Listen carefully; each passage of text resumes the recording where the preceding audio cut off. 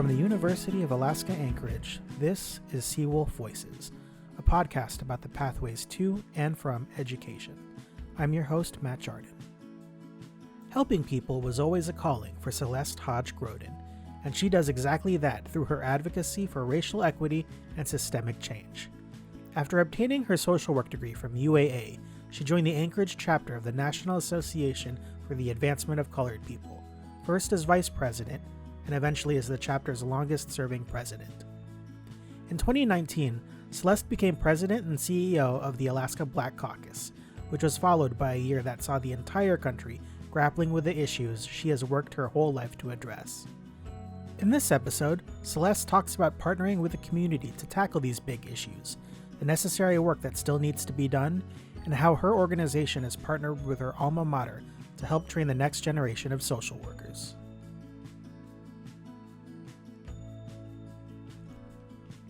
Celeste, thank you for being here on Seawolf Voices. Absolutely. Glad to be here. So my first question is a pretty broad one. Could you please tell our listeners what is the Alaska Black Caucus and what is your role there? So the Alaska Black Caucus is a nonprofit organization, 501c3, and we are an organization that champions the lives of Black people in the areas of health, education, economics, and justice. And, the work that we do is inclusive of the BIPOC community as a whole, because we recognize that a lot of the issues we face is the same as other races and people of color. And so we just feel the need to come together a lot of times to try to resolve some of these difficult situations as it relates to all of these disparities and things that are happening within our diverse community groups. Can you tell me a little bit more about what your role is as president and CEO? So my role as president and CEO is an awesome position in that I am involved in so many different areas just because of the position. So when I say that we are really involved in 4 core areas, I mentioned education, and I mentioned justice, and I mentioned health, and I also mentioned economics, because again, we realize and recognize that racism is everywhere and including those areas. And so we have programs and projects and conversations that surround those core areas. And I'm usually the individual that spearheads or organizes and just tries to get those projects off the ground. And I'm just thankful that, a lot of our effort is bringing groups together, collaboration. And we have with us the Allies for Change group, which stands alongside of us in solidarity and helps us accomplish our mission. How did you come into your position at the Alaska Black Caucus? So we know that this issue, fighting racism, has been around for eons. And this was right before George Floyd. We recognize in this community that there are situations that we needed to try to get a handle on. We look at the criminal justice system, and we recognize that disproportionately Blacks and Alaska Natives are disproportionately represented. And again, it's in all the areas, healthcare. So we knew that there was work to be done. But when George Floyd, the knee on the neck, we stepped it up a lot, and we became even more motivated. And even though, unfortunately, George Floyd was murdered, he lost his breath, it actually gave a lot of us our breath. And so we are more courageous than ever and determined that we need to step up and do what we can, because this thing is not getting any better, it's getting worse. And we realize it, we recognize it. And so it helped us, it motivated us even the more to take charge and to use our voice to change the course that our country was headed. And even in Anchorage, Alaska, there's a lot of work still to do. Even before your current position, you had a history of working in government. Is that a path you always knew you wanted to take? So my story is one where, I graduated from Bartlett High School and went straight to work with the municipality of Anchorage. I would serve in an entry level position there for nearly 20 years, even though, I was told I needed to get a degree. And so I went to UAA and got a degree. First started with my associates, and then I obtained my bachelor's in social work. But even while I was degreed, I still could not get promoted. I was training individuals that would start after me, and they would get promoted and become my boss. And so this went on for years. And I had a problem with that. When it came time for budget cuts within the municipality of Anchorage, my position, I was the lowest paid. Even though I had been there for a long time, I was in this entry level position. The city slated to cut one position, and that was the position that I held. I was the only Black person working in the department out of 100 and something employees. So it was definitely a lot of discrimination and racism going on there. But so I went to the local NAACP and I shared my situation with them, and they needed help at that organization. And so, long story short, I became the first vice president after an election of the NAACP. And so I would continue to, I really challenged the municipality on their hiring practices and the fact that they weren't hiring people of color in the various departments. And so I had a lot of time that I spent with challenging the assembly. And so even with my position that was slated to be cut, I went to the assembly, and after I shared some comments and stuff, the assembly decided to override my department's decision to cut my position, and they kept me in the budget. And so, there was a lot of issues after that within my department because they weren't happy. But after I became the first vice president, then I ran and I became president. And I served as president of the NAACP for nearly a decade. In fact, I'm still the longest serving president. But I realized during that time that I had a passion. I always want to try to help people, especially those that are being discriminated against. And so I do this work because it's a passion of mine, but also because I realize and I recognize that it's something that unfortunately was needed then, and it's even needed today. And so that's the work I do.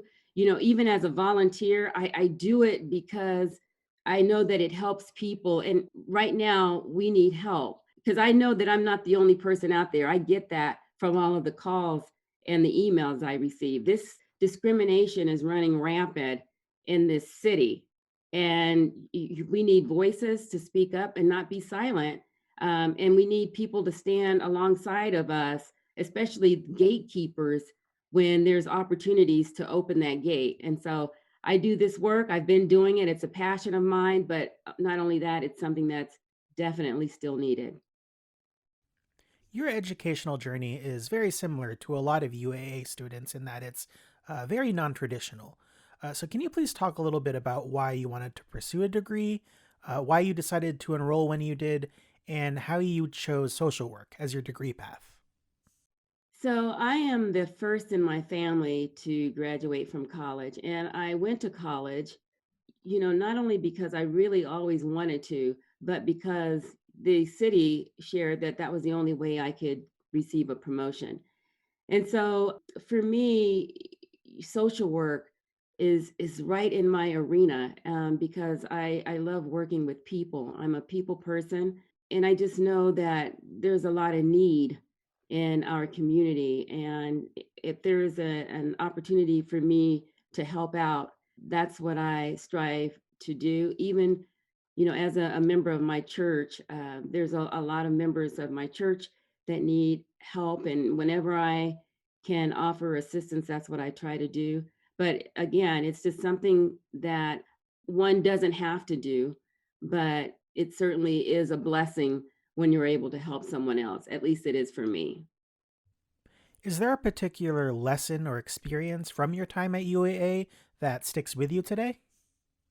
For me, the social work program, I remember Patrick Cunningham as my advisor back then, but my just my education that I received there, and the value, and the professors that really looked out for my well-being, recognizing, I wasn't one of those students that accomplished my degree in 4 years. It took me a while because I was working full time and I was raising two kids as a single parent. So I would take a class here, a class there, a class everywhere.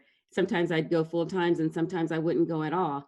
So, but I stayed on that journey until I was able to secure my degree. But I just remember my advisors from the social work program just constantly instilling in me that I could do this, and that, I had a deep down care and concern for people. I mean, those are the comments I still remember, even though I graduated decades ago. I remember hearing their voices saying in such a sincere way that, Celeste, we see you as having a deep down care and concern for people.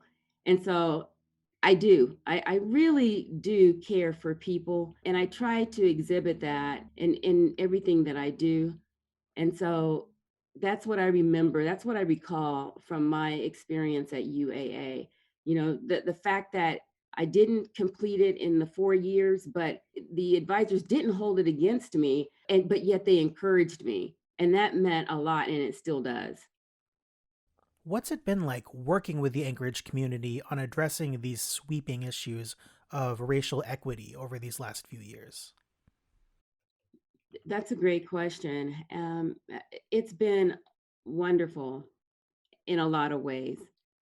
People are starting to wake up. I mean, especially since George Floyd. It's like, all of these years where we've been sharing that, there's discrimination. We've been discriminated against. We can't get these jobs. We've applied for these grants, and, but it would just fall on in the air somewhere. Nobody would grasp it. And it wasn't until George Floyd when people would say, "Whoa, we get it. We hear you now. This is real. I mean, we believe you, and so we want to help you. And what can we do to help fight against this monster, this racism? Because we know after seeing George Floyd, it's real." But there were a lot of George Floyds, before George Floyd and during George Floyd and even today. But I have to say, I appreciate my community because they are coming out in large ways. They're helping out with funding a lot of the programs that we've been striving to get underway. And not just within the Alaska Black Caucus. I recognize that a lot of Black organizations now are receiving funding for programs that they have been trying to get off the ground for decades. And so just, being able to get our projects in the works so that we're able to help our communities is a big help to a lot of organizations. And the fact that a lot of people are volunteering to help our organizations, they want to roll up their sleeves and get busy and to see what they can do to help. And that's something we really appreciate and we value at the Alaska Black Caucus.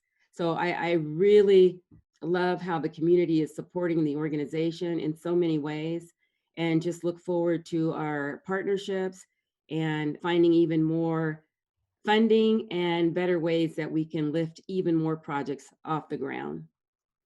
What does the road forward look like for you and the Alaska Black Caucus?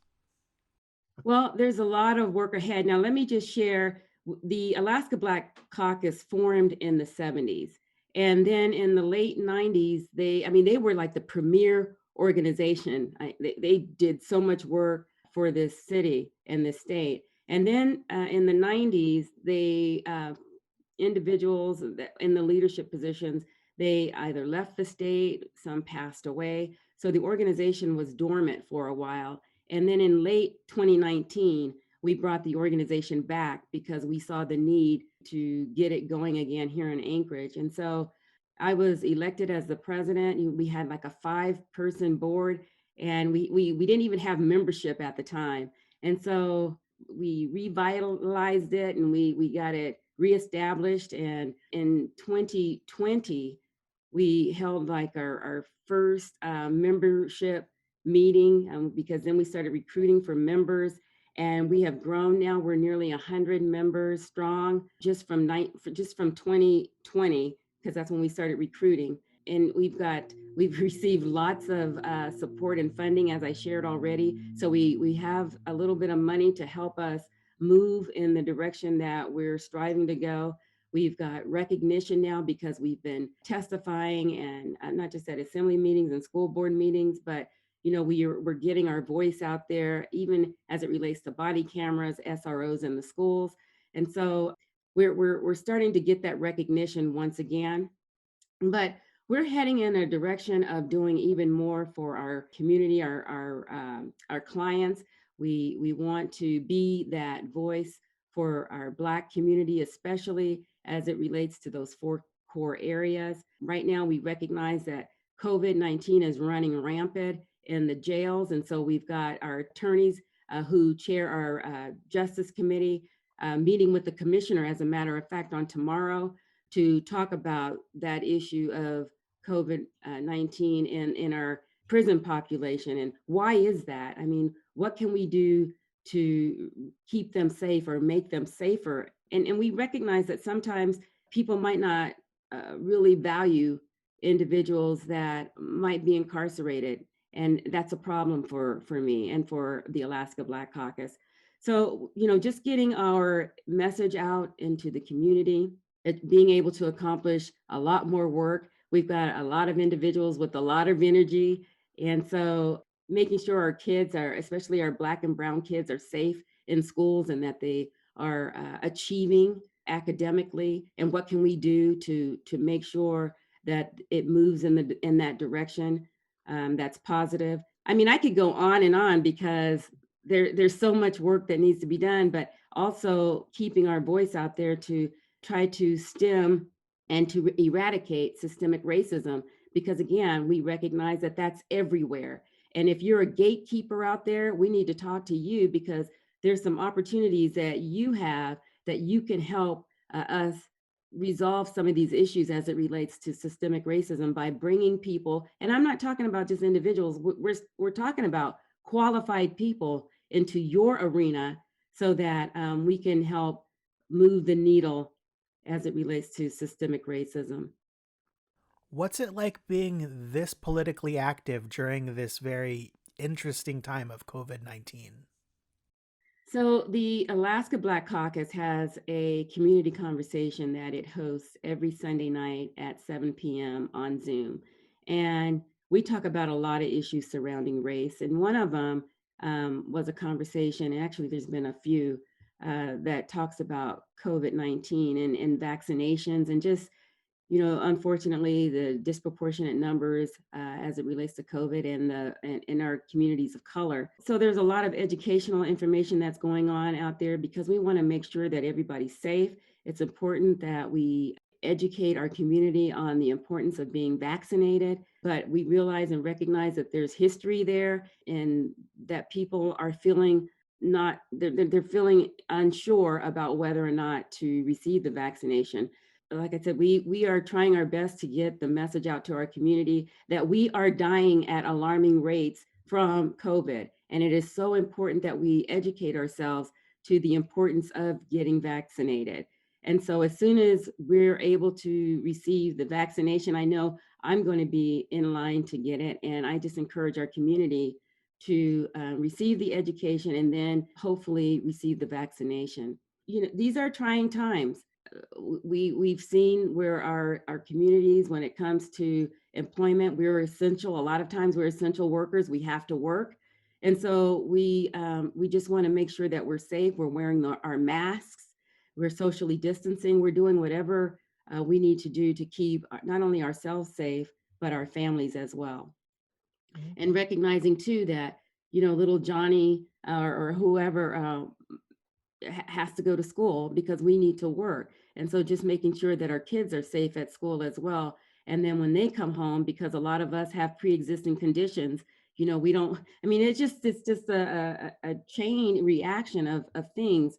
But whatever we can do to keep safe during these times is important to the Alaska Black Caucus and to our communities. It's interesting. I'm actually having trouble just trying to convince a few people in my life to get the vaccine. And I can't imagine what you're going through trying to communicate that message to an entire community.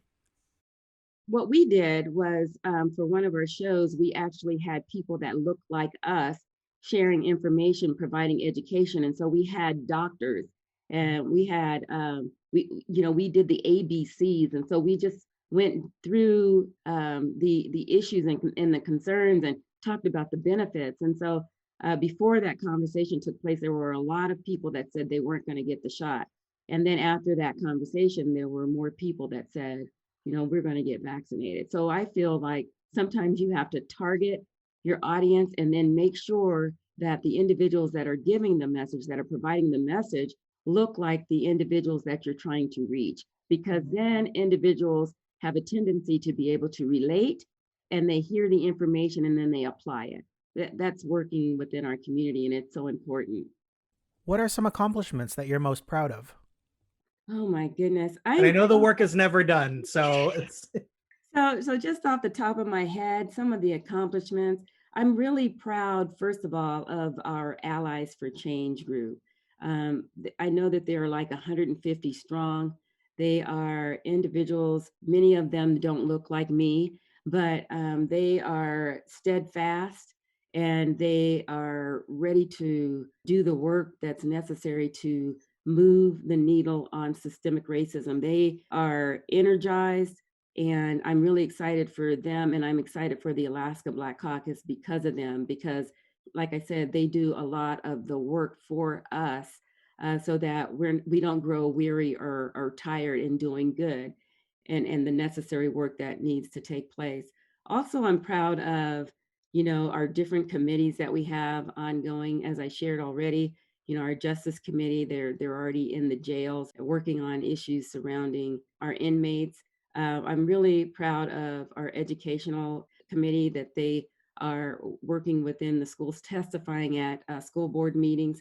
I'm really proud of our March on Alaska, where we had a really strong showing of individuals out at Town Square in September to move the needle on systemic racism, to stand in solidarity with one another, regardless of color, to say that we will not allow racism to continue in this city, in this state. And so I'm really proud of our funders who share with us and help us to fund our projects and our mission. I'm just thankful that we have a community of not just funders, but businesses and church groups, Shiloh Church, and just who believe in our mission. And let me just add Interdenominational Ministerial Alliance, because I try to meet with them bi-monthly or quarterly, as often as I can, to share with them some of the work that's happening within the Alaska Black Caucus. The Interdenominational Ministerial Alliance is a group of pastors from various churches, Black churches in Alaska, that come together monthly, and they're doing great work in this city. And so we have a partnership, and whenever there's a need within the Alaska Black Caucus, I can call on Pastor May and his membership to help in whatever it is that we're needing. And so it's just a big group of individuals and businesses and churches that believe in the work that the Alaska Black Caucus is doing and support in whatever way they can. What advice would you give to students that are looking at getting a social work degree at UAA? Well, let me just share this with you. So recently, the Alaska Black Caucus was contacted by the social work program. And fortunately for the Alaska Black Caucus, we have, I think it's 5 students from the social work program that is going to be working with the Alaska Black Caucus. They're going to be holding a community conversation, as a matter of fact, in April, to talk about some of the issues that they feel is happening within, as it relates to race, within at UAA. And so we're really excited about that we were one of the ones selected, the organization selected, to bring on social workers to not only help us with our mission, but to also give them a platform where they could share or discuss issues of concern within their arena. So the social workers are doing it again. I love social workers. That's what I graduated in, social work. So I've got like a really sincere heart for social workers, and I'm glad that they selected us to do a practicum or a study in. So, jumping off from there, what advice would you give to someone wanting to engage more in political activism and social justice?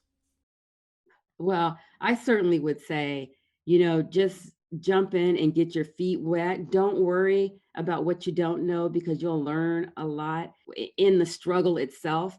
There's a lot of work there. Whatever your area is, whatever you love to do, we could use that talent, that gift at the Alaska Black Caucus and with other organizations that have a justice platform. There's so much work to do. And so if you like writing grants, if you like providing testimony, if you like doing research, whatever it is you like to do, we have a good fit for you within the Alaska Black Caucus and in the arena of justice. Celeste, that's all the prepared questions I have for you. Is there anything else that you'd like to talk about? Well, I just want to really share with the community that the Alaska Black Caucus is an organization that advocates for justice because there's a need. We recognize that we have not yet arrived. We are still working toward that beloved community that Martin Luther King Jr. and Congressman John Lewis talked about regularly. There's still a lot of work to do. We recognize that, and just know that again, we are that voice, and we are an organization that could use help, and we really appreciate the support that we've received thus far. Celeste, once again, thank you so much for joining us today on Seawolf Voices. Absolutely. Looking forward to hearing it.